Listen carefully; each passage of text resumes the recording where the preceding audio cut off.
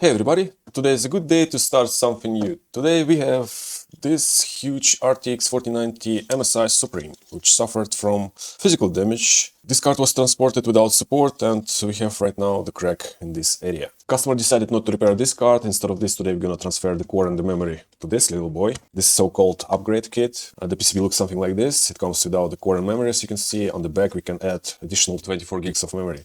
That way we're gonna get a 4090 with 48 gigs of memory. Before we start, let's take apart this one and take some measurements. If everything's okay, then we're gonna proceed with the upgrade. Okay, the board is out. Let's take some measurements. We can start with the core, 0.6. Then we can measure the memory and memory controller.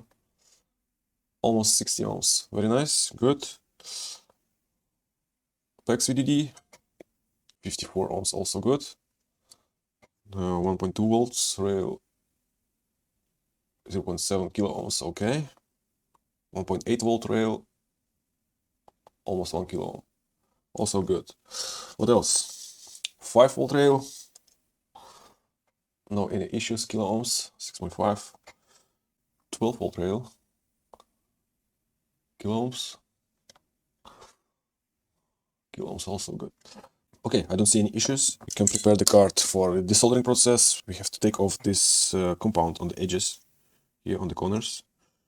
And then we can take off the core and the memory, reball it, and solder it on the new PCB. And then we can add on the back side this additional 24 gigs of memory. Okay, let's proceed.